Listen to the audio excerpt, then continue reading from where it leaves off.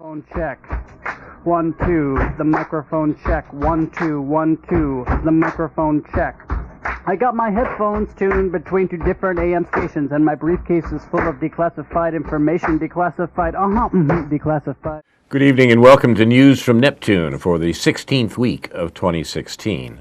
I'm Carl Estabrook. For 25 years, this program has been a weekly hour of spontaneous and unrehearsed discussion of the news of the week and its coverage by the media. First on a so-called community radio station, but I was deplatformed there. Deplatforming is a recent coinage in the university and media. It means depriving someone of a place to speak because of what they're saying.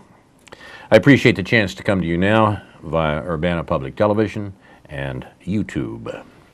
Our program's name, News from Neptune, comes from Noam Chomsky, who's been writing sensible things about U.S. politics for half a century. Chomsky says in the U.S. media, either you repeat the same conventional doctrines everybody is saying, or else you say something true, and it will sound like it's from Neptune. Tonight, David Green and Ron Zoke and I will try to say some true things. It's the 22nd of April. This week saw the anniversary of the first battle of the American Revolution in April of 1775 at Lexington and Concord in Massachusetts, where in fact my family had lived for several generations when the fighting began. And I was put in mind of the hymn written by Ralph Waldo Emerson for an installation of a monument to the battles of Lexington and Concord in 1836.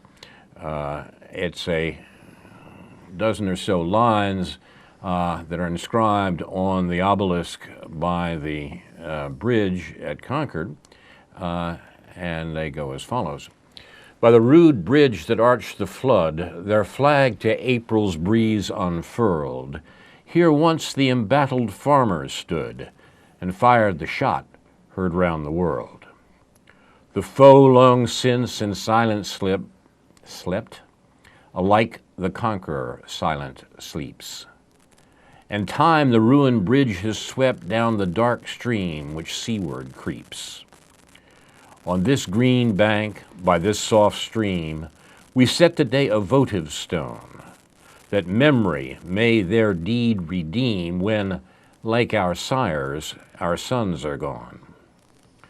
Spirit that made those heroes dare to die and leave their children free, bid time and nature gently spare the shaft we raise to them and thee. This was, of course, a commemoration to the police no-knock raids of April of 1775 that initiated hostilities in the American War of Independence.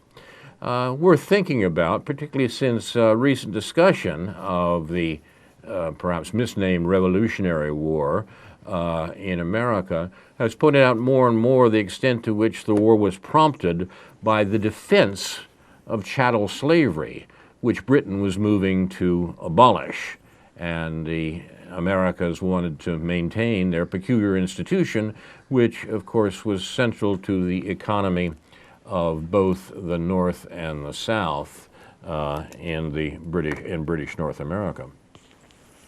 My own family divided on the matter.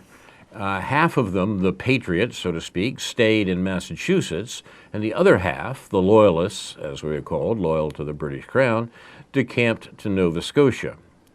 The only authentic war hero in my family was a black man owned by the family and named Prince Estabrook, whose father apparently came from the West Indies.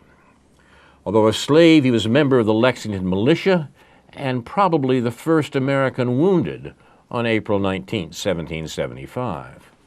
He recovered from his wounds and was a member of the Continental Army until the end of the war, in spite of the commander, George Washington's, attempt to remove all black men from the Army. The other members of the Massachusetts militia didn't allow that. There are a number of black members of the Massachusetts militia, and Prince Estabrook served in peculiar use of that term on to the end of the war. With his pension from the new U.S. government, he bought a farm in central Massachusetts. Slavery had been brought to an end in Massachusetts by the opposition of the white working class, interestingly enough, who did not want to compete with slaves for the work, primarily agricultural and not industrial, available in New England. It was the opposition of the populace that led the Massachusetts government to abolish slavery and put black men on the same footing as white men as far as work in Massachusetts after the war was concerned. So slavery was ambiguously bound up with the American War of Independence from the beginning, and its ending of course, came, as it were, from the bottom up, not from the top down. As acute an observer as John Adams, eventually President of the United States, observed, quote, if the gentleman, he meant the quality, so to speak, of Massachusetts, if the gentleman had been permitted by law to hold slaves, the common people would have put the Negroes to death, and their masters too, perhaps. Close quote. Now, whatever you think of John Adams as a political prophet, in other ways, he didn't show himself particularly clear about that. He at least understood that the class struggle, as it was taking place in Massachusetts, was the source of the ending of slavery. I recommend, by the way, two of the best books on this subject from unlikely places. Kenneth Roberts' 1940 novel, Oliver Wiswell, which is the story of the War of Independence from a loyalist point of view, is very much worth reading, and Roberts himself is quite an interesting figure now, I think largely forgotten in American letters, but for a picture, a much more accurate picture than you got in secondary school, what happened in the Revolutionary War, I recommend his novel, particularly Oliver Wiswell. He also wrote about Benedict Arnold in another quite interesting and stereotype-defying novel. And there is an extremely good work of academic history, believe it or not, by David Hackett Fisher called Paul Revere's Ride, which came out in the mid-90s. What Hackett Fisher does is describe the politics of Massachusetts of those days and the peculiar development of the Whig movement. The Whig movement was the movement towards independence from Great Britain. Also, finally, on this point, watch for the forthcoming Ben Affleck, Matt Damon film called Bunker Hill about these events. The script is being written by my nephew, Aaron Stockard, so I recommend that. You're watching News from Neptune, and we will begin with Ron Zote. Yes, I want to mention a headline this morning in the New York Times, April 22nd. U.S. suicide rate surges to a 30-year high. So this is subject to all kinds of interpretation and attacks, as any statistical report always is. But let's just see if we can absorb it for a minute. Washington, suicide in the United States has surged to the highest levels in nearly 30 years of federal data analysis has found, with increases in every age group except older adults, which is kind of remarkable in itself. Mm-hmm. But the rise was particularly steep for women. It was also substantial among middle-aged Americans, sending a signal of deep anguish from a group whose suicide rates had been stable or falling since the 1950s. The suicide rate for middle-aged women, ages 45 to 64, jumped by 63% over the period of the study, while it rose by 43% for men in that age range, the sharpest increase for males of any age. The overall suicide rate rose by 24% from 1999 to 2014, according to the National Center for Health Statistics, which released the study on Friday. The increases were so widespread that they lifted the nation's suicide rate to 13 per 100,000 people, the highest since 1986. The rate rose by 2% a year starting in 2006, double the annual rise in the earlier period. In all, 42,773 people died from suicide in 2014, compared with 29,000 in 1999. So the advisor to the healthcare unit at Robert Wood Johnson Foundation said it's really stunning to see such a large increase in suicide rates affecting virtually every age group, said Catherine Hempstead, who has identified a link between suicides in middle age and the rising rates of distress about jobs and personal finances, and so on. Researchers also found an alarming increase among girls 10 to 14, whose suicide rate, while very low, had tripled. The number of girls who killed themselves rose to 150 in 2014 from 50 in 1999. This one certainly jumped out, said Sally Curtin, a statistician at the center who's the author of the report. So this immediately leads to speculation about causal factors in this. What is going on? We've reported on another program several times about the startling increase in suicides in the military, but only about 0.5% of the American population is on active duty in the military. And there's been a kind of panic and some people trying to find out why the increase in suicides there and pretending there's some great mystery about it. I don't think there is such a mystery. If you're telling people to do something that is pointless, futile, counterproductive, and so on, and telling them it's their duty to do that, or they will be severely disciplined, it, I think, will lead to disillusionment and despair in a number of cases. It certainly would for me. And so I doubt that there's a big mystery about why that's happening in the military. But why in the civilian population? And a number of people have come forth with possible explanations, looking for causal factors again. Always difficult and controversial in social matters, because everything you want to identify as a cause, someone else will dismiss as not the root cause. And I'm very skeptical about the notion that there are root causes for anything. But another complicating factor is that everything that's a cause is also an effect, and every effect is also a cause. And the circularity of the situation is very puzzling and confounding to a lot of people. But one of the most plausible ones is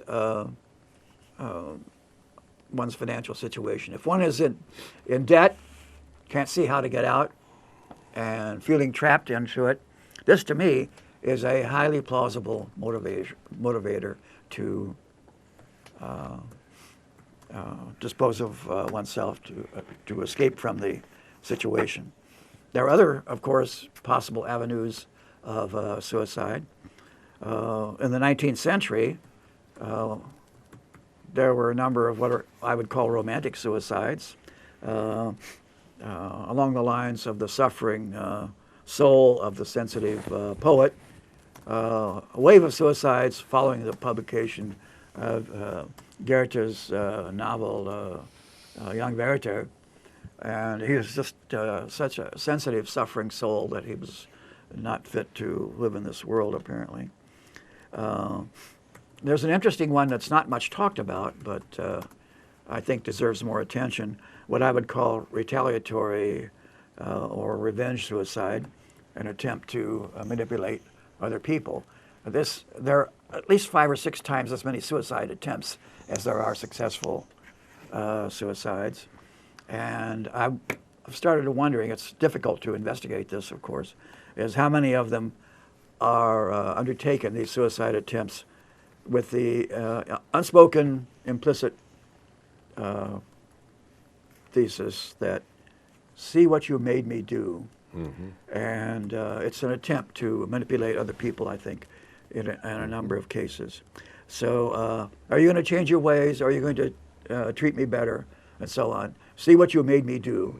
And that's an interesting one. So there's a whole branch of study there of sociology, suicidology, it's sometimes called.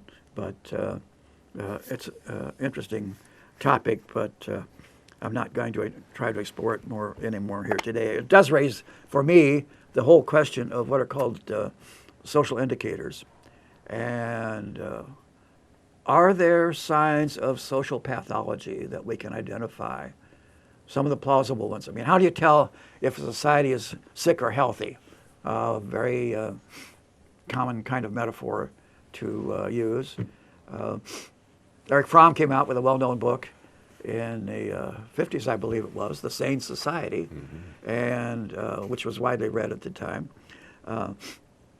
What are some possible social indicators of pathology or of the sickness of society? Well, one of them, it's very plausible to me, is certainly suicide.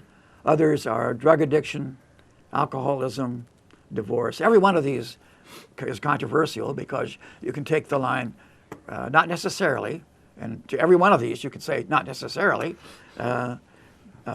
Taken by itself, it's not a sufficient reason for concluding that there will be more suicides. But yeah, there's been a good deal of work along these lines by psychologists and sociologists undertaken under the rubric of happiness research, or what is sometimes called subjective well-being, and so on.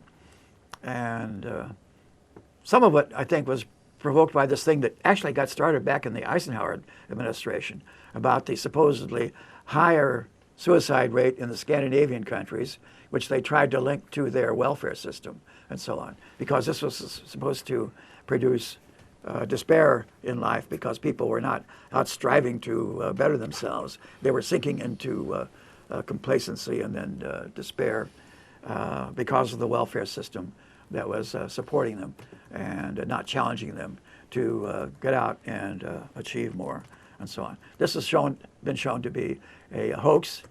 It's false. And if current research on happiness has any merit at all, the happiest people in the world are those in the Scandinavian countries, Denmark, Sweden, Norway.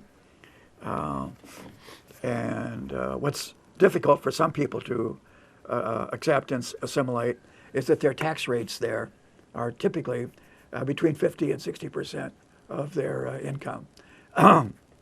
So if they were Americans, they would be screaming about confiscation and government interference and so on. But those people there like it fine, and they wouldn't be without it. So is there some dramatic change in human nature that takes place at the borders of Scandinavia? I doubt it very much. But it shows, I think, the heavy indoctrination we have in this country with capitalist and what is sometimes called neoliberal ideology and morale, and the notion that your main goal in life is to increase your wealth, sometimes called acquiring more goodies, more merchandise. So be happy with your merchandise, and you'll see all the ads on TV with people smiling and grinning. They're just so happy with their merchandise when they're guzzling Pepsi or driving their new car of a certain brand and so on.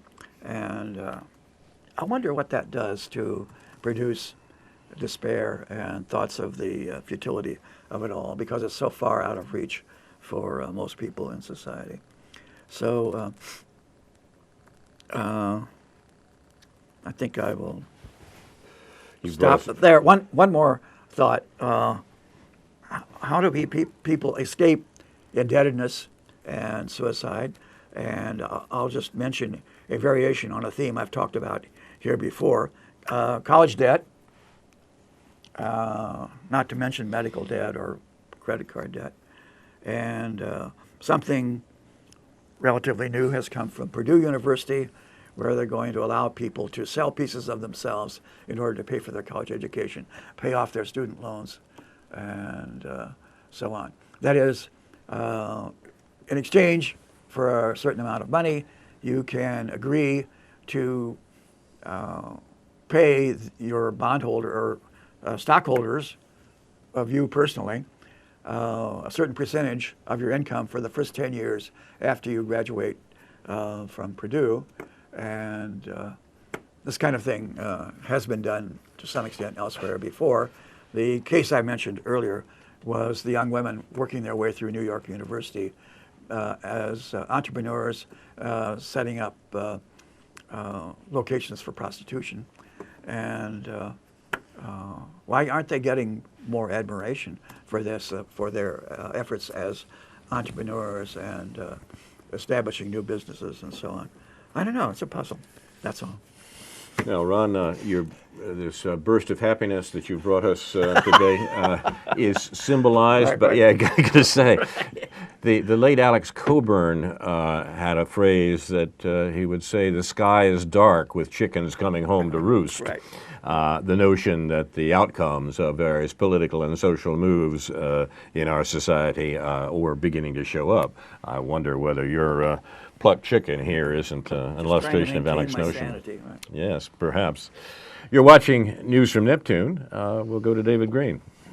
So should I respond to this, or should I open up a new line of discourse? Yeah, sort of your choice, but I my was choice, thinking yeah. maybe the way it's Yeah. been going, maybe open up another line. We'll circle around. I want to say, Yeah. I want to say something about the happiness studies we've heard about already. Well, I want to talk again about the usual campaign that's going on in the Bernie Sanders phenomenon and how that's been playing out since last we spoke, which has been 3 weeks. And of course, there's been ups and downs, and there's been primaries and the New York primary. And I'm drawing on a lot of my views from attitudes on the left towards the Bernie Sanders campaign, for good or ill. And I think this morning is a good example. If one looks on the Counterpunch website, we'll find Jeffrey St. Clair, the editor of that website, with a disparaging view of Bernie Sanders, which he's not seemed to have backed down from at all, and in fact has gotten even more so after the New York primary. That's in spite of the fact that it's clear that the media and Hillary Clinton want to spin a narrative that it's over when it really isn't over. But I think also Jeffrey St. Clair is being a realist about the chances that Bernie Sanders has with his path to victory, so to speak, which is very, very slim, even though many of those on that same website are arguing that it is, or a few of those on that website are arguing that it is still there, as well as the other primary leftist website, ZNet. And I want to point out a couple of things about how I am processing this at both the national and local levels in terms of politics, in terms of electoral politics, and perhaps the implications for Green Party politics, such as they are at the national, state, or local level. There isn't.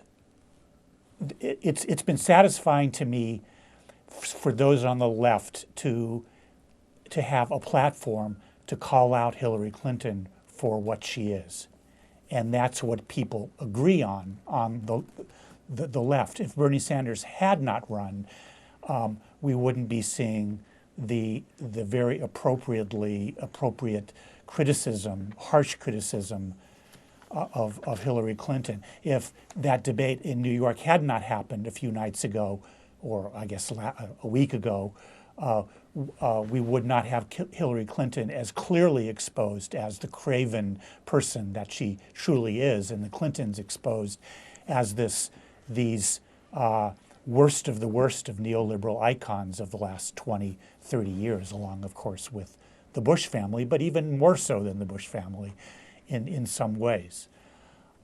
On the other hand, as Jeffrey St. Clair points out, there have been some real flaws in the Bernie Sanders campaign, not to denigrate the energy that's coming from younger voters. And that's a topic in and of itself, because even though, as I've said, generational analysis usually doesn't work all that well, in the relation between Clinton and Sanders, it seems to be working pretty well. And I think it's important that Sanders is doing so well among younger voters and so poorly,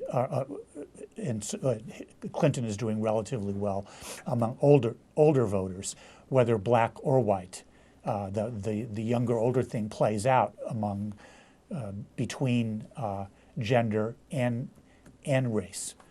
So there's a lot to talk about there. But to get down to brass tacks, what are the implications for the left of a quote unquote failed Sanders campaign? Whatever the gains, whatever the consciousness raising, whatever the possibilities are for a genuine movement, what are the gains that can be seen from this? And I think that, of course, is yet to be determined on the basis of how this plays out over the next month or two.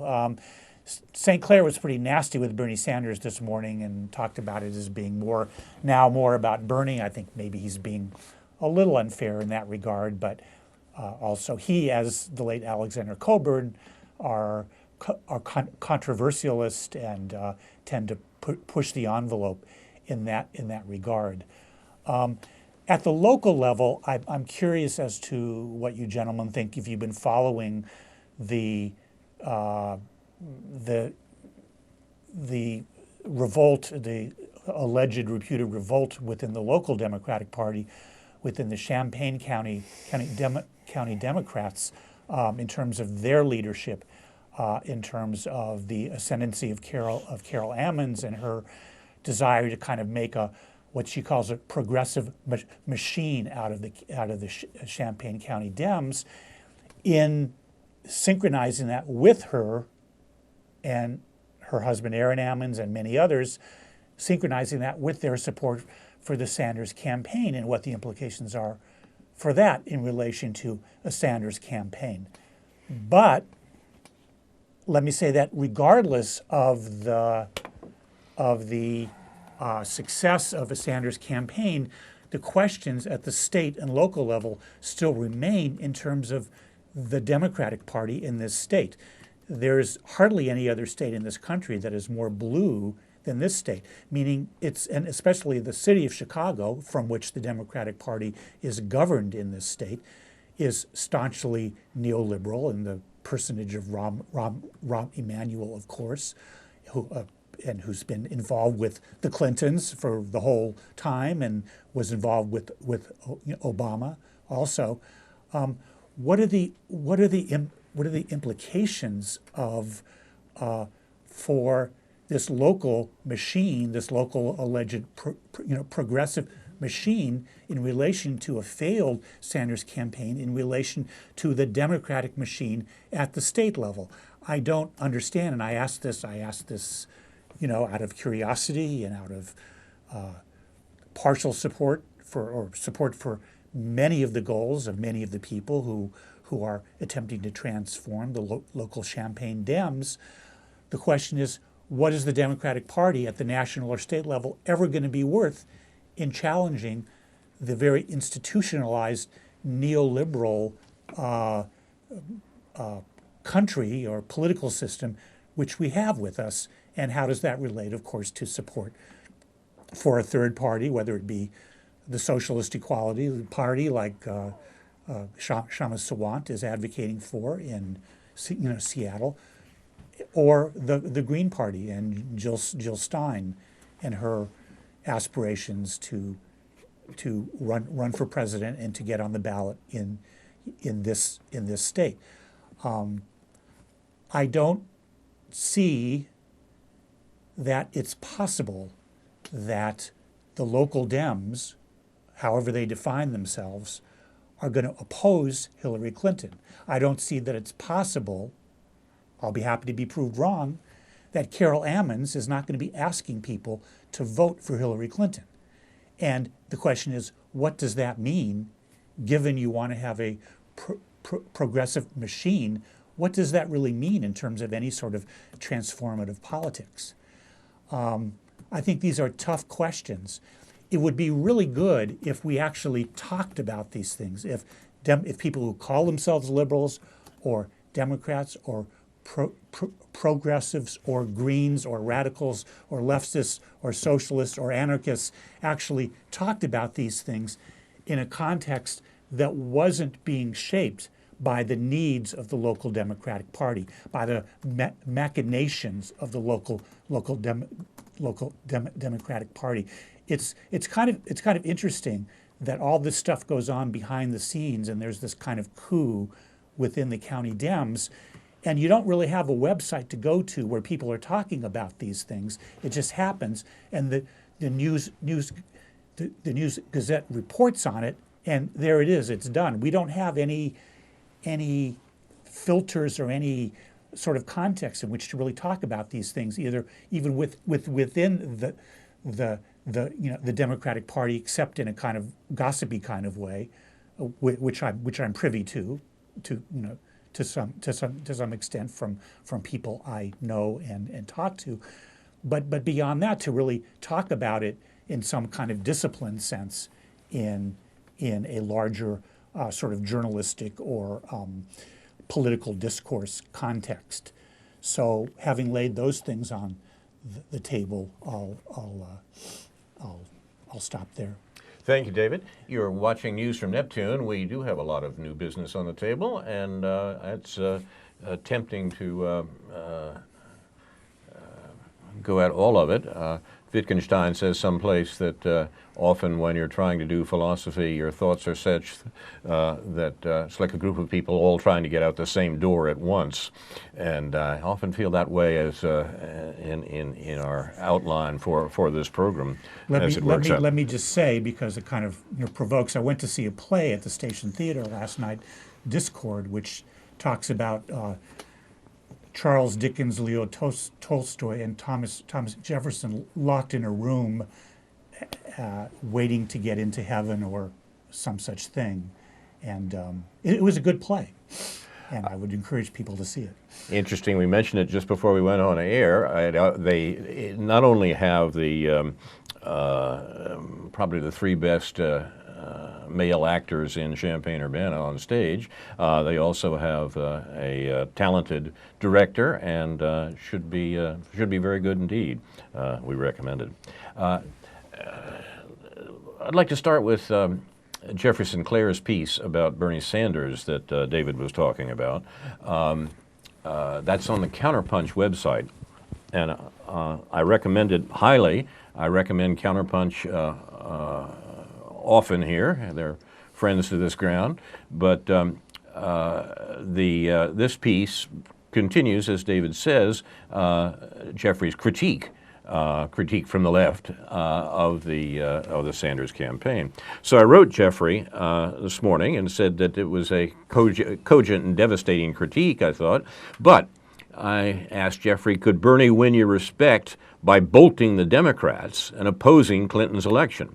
Perhaps in concert with the anti-neocon, anti-neolib Republicans who've been given a voice by the Trump campaign, with the Greens, with the Northwest Socialists and others and so forth.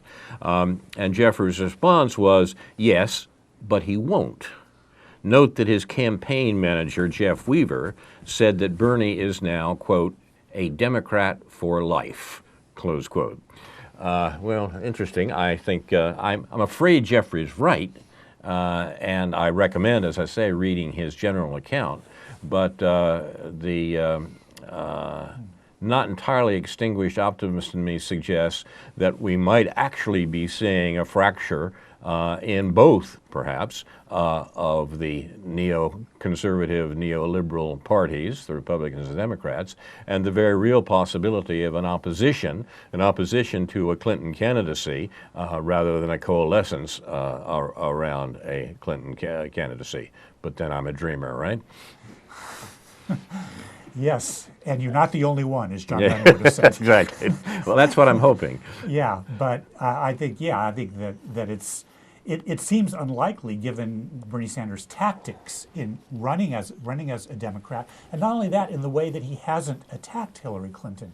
I mean, what's been good about his campaign is it's given other people Yeah, a reason to that's a attack good point. Hillary Clinton. I mean, I've enjoyed nothing more. There's a podcast I listened to with a couple of young journalists, Rania Khalek and Kevin Gostola, called Unauthorized Disclosure, in which they have just a great time and are funny, and it's one of those sort of explicit podcasts that I really like listening to, and they are taking Hillary Clinton deservedly to task, especially because Rania Khalek writes mostly for the Electronic Intifada and is was very much supporting Bernie Sanders, however limited his criticism of Israel is. I think Andrew Levine on Counterpunch this morning is right in writing an extended critique of the third rail, the alleged Israel third rail, and there's a lot that's quote unquote positive come out of that. But back to Bernie, how's it gonna happen? I mean, is he gonna join Jill Stein? I mean, Jill Stein is busy getting on the ballot now. Yep. And so what's that going to be about? She has a list in this state, which I'm carrying, which I'm trying to get people to sign on to get her on the ballot. We need 45,000 signatures in this state in the next 9 weeks or so. It's hard to know, even at the practical level, how this would work. Whatever Bernie wants. What if he wants to start a third party? How do you get on the ballot? It would have to be a write-in campaign, I guess. So what does all this mean? I mean, he certainly must have thought of all this before, and even before he started saying from the very start he was going to support Hillary Clinton. And it gets back to the same question, whether it's a local or national level. When Carol Ammons is telling us to support Hillary Clinton, when Bernie Sanders is telling us to support Hillary Clinton. And the other question I would put on the table is, how is it that people are going to be convinced that Hillary Clinton is better than Donald Trump? I mean, I'm not convinced of that anymore. And people don't want to hear this, obviously, for obvious reasons. But Hillary Clinton is so bad and has such a record of being so bad, as Andrew Levine well points out, again, on this morning's Counterpunch, is that how with a straight face are people going to be telling each other, yes, you've got to vote for Hillary Clinton because we've got to do anything to keep Donald Trump from being elected president? That doesn't work at the moment. That sure as hell does not work with me. As the insightful Glenn Ford of Black Agenda Report said a good while ago, if Clinton is able to make the campaign about Trump's bigotry, she can avoid any of the real issues and not have to defend the 1% whose policies she's a stalking horse for.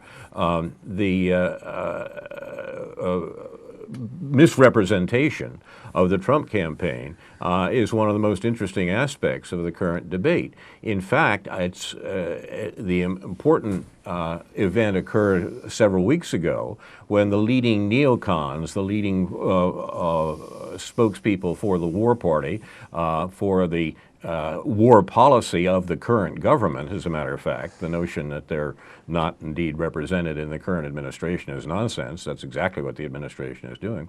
But the visible spokespeople for the neocon war party, like Robert Kagan, immediately said that they could not support Trump, not because of his bigotry, that didn't bother them, but because of his dangerous talks about foreign policy, his talk about wanting to do deals with Putin rather than try to overthrow the Russian regime. The actual moves by the Obama administration have been incredibly belligerent towards Russia, not just in Ukraine, where we're killing people in order to make the point that Russian aggression is occurring, but also against China in the South China Sea. Now, Clinton is a warmonger.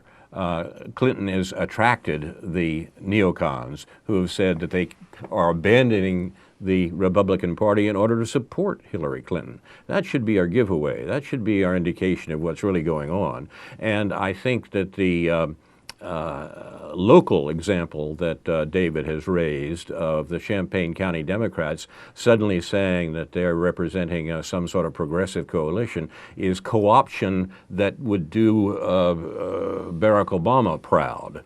Obama was elected in 2008 and 2012 only with the support of the anti-war movement, and then he immediately betrayed the anti-war movement and followed off an even more vigorous war policy than his predecessor.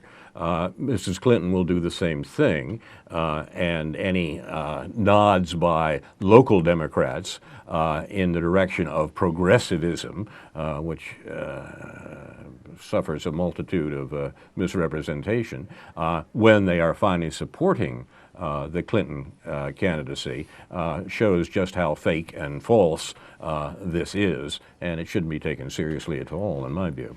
You got a take on this, Ron? Well, I don't know what I will decide or do when crunch time comes next October or whenever, but... You mean November? You mean the November election? Well, right. You're not going to contemplate suicide, are you? No, I don't think so.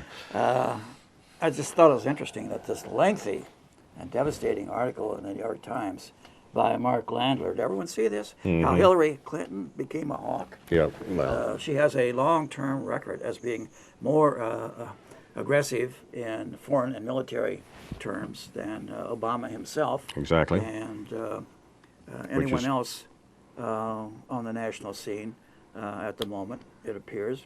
And it's really eye-opening. I think she's still marginally better on domestic issues than most of the Republicans, but who knows? And anyway, I don't want to make any unnecessary enemies among the local Democrats. How about necessary? Yeah, that's right, yeah. Right. The time comes when that does become necessary. No, I mean, we need some, we need some openness and some honesty on the local level. And I'm not just trying to stir things up, and it has nothing to do with my, doubtful aspirations to even get on the ballot as a Green Party candidate. It would be healthy, and that's what's been lacking from the Sanders campaign. Sanders hasn't really, for all the good things he said and for all his good talking points, he hasn't really been naming the system. He hasn't really been naming the neoliberal system. Now, you can argue about whether you should use the word neoliberal on the campaign trail, about whether that's off-putting or people don't understand what you're talking about, but it's been part of the discourse for a long time now. And it isn't that I expect people to watch the recent documentary film, which is being labeled as Noam Chomsky's last formal documentary film, that's now available on Vimeo and on YouTube for a few dollars. You can rent it and watch it for a couple of days. And but in this movie, the Requiem for the American Dream, he really lays out what neoliberalism is. It's divided up into 10 points, which are the things we've talked about. You won't learn anything if you watch the show every week. Really, you'll learn perhaps some data that you haven't heard. But in Chomsky's inimitable and really very cogent and straightforward style, you will learn about what neoliberalism actually has done to this country in the last 40 years. And that, whatever the reasons are that Sanders hasn't done better in the places that he's lost, and that again has to do with the professional class that genuinely supports Hillary Clinton. Sanders has not put forward a coherent idea of how we end this neoliberal system, how we end this, or how we end capitalism, for that matter. And I think for those for me on the left, to call myself any self-respecting leftist, we got to be talking about how does capitalism end, which actually was also a very nice article by a German theorist named Wolfgang Streeck in New Left Review from a year or so ago, which if you want a little bit of an arduous understanding of how will capitalism end, maybe you should read that. Or maybe Bernie Sanders should read it. To bring it back to our local situation, the local scene, I think it's important to realize what a fake this Champaign County Democratic Party movement towards progressivism actually is. the crucial question about the state budget mess was put to Carol Ammons, the local representative, who is the spokesperson for this progressive move among the Democrats. The crucial question was put to her by my former radio partner on News from Neptune, Paul Muth, in a town meeting some months ago.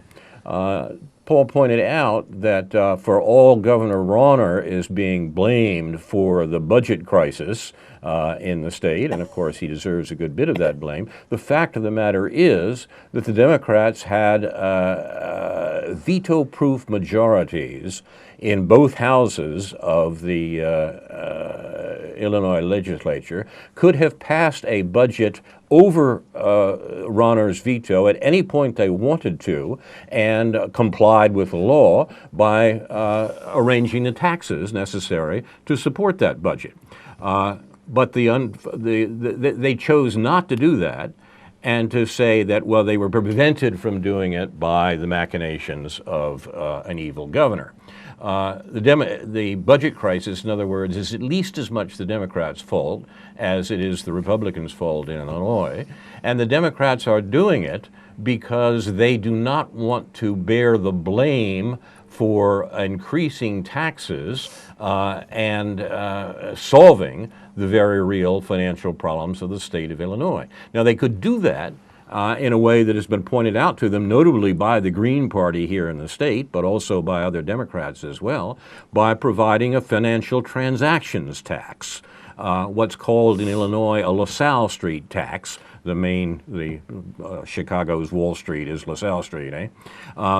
This would be a tax on financial transactions that would produce the money necessary to balance the budget required by the Constitution of the state,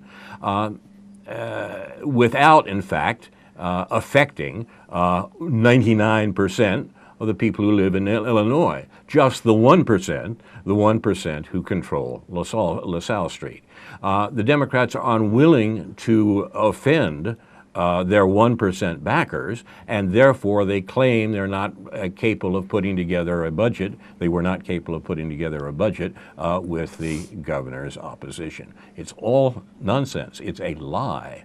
And it's this lie that the so-called Champaign County Democrats, Champaign County Progressive Movement, are basing themselves on. They're fakes. Well, let me just say I'm skeptical about attempts to make these kind of links with the party as a whole for any thesis about group responsibility or... Group responsibility is what democratic voting is about. Well, no, it isn't. Sure it is. The Democrats in the state legislature are responsible for the laws they pass and the things they don't do as well. Sorry, I reject all that. I don't. What? I don't accept any notion of group guilt or responsibility or so on. That leads to you can't talk about what the Democrats have done? You can talk about it all you like, but that doesn't mean that your talk makes any sense. This is utterly futile, it seems to me. I'm not in the business of blaming or praising either Republicans or Democrats or socialists or anyone else. I've been asking my question as this whole business has been playing out on various levels. How do we get to having political parties in the first place? What does it mean? I mean, it's been clear for a long time that we have two corporate parties. It's been clear for a long time that the Democrats, in fact, the Democrats since the Clinton era have been the party of Wall Street more than the Republican Party. Right. The Republican Party has remained the party of oil and, to a certain extent, certain corporate interests, certain military industrial complex interests that we identify with Cheney and Halliburton and all that stuff. But Democrats have been, for sure, the party of Wall Street and Silicon Valley. And so the idea that that from within this party, from in this incredibly rich institutional edifice, will emerge that all this energy being put into against these powerful forces that Bernie Sanders has chosen to organize all these people and have put all this energy and all this hope into something as institutionalized and as greedy and ruthless as all of this is, one really has to ask what would have been the consequence of that energy being put somewhere else. And of course, you could say, well, if he hadn't run as a Dem, he wouldn't have been able to compete in the primaries this way. He would have just been a third party, and that would have been a very different route. But given his own background, given his 25 years in politics, as opposed to Jill Stein, maybe running as a Green would have in some significant way been also organized the kind of energy which is needed to provide the basis for a genuine out of the corporate party movement in this country. Yeah. Maybe there's still time, huh? Yeah. Yeah. Well, okay, maybe this and maybe that, David. Possibly, conceivably. Well, we have to consider, given the choices people make, sure, it's hard to consider what the counterfactual would have been, and it's always going to be speculative. But there's always going to be a next time, and there's going to be a legacy for this, and there's going to be choices to be made as soon as if and when Sanders actually does lose. A lot of people are going to be making choices, and the question whether it's going to be another instance in which a movement forms, whether it was like, Seattle in '99 or Occupy Wall Street or whatever. I mean, it's hard to compare this to those things, but still, it's like, where does all this energy, especially youthful energy, how much of a go step to? is it? We need to be thinking about those things. How much of a step is it from blaming the capitalists or the neoliberals to blaming the Democrats to blaming the Jews?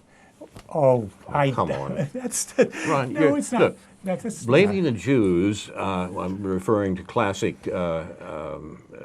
European anti-Semitism, the socialism of fools, is as it was called already by the end of the 19th century. It's a very good example. If you mistake the cause, the social cause of the problems that you're trying to address, your reaction, your actions will be either ineffective or downright vicious. That's a perfect example.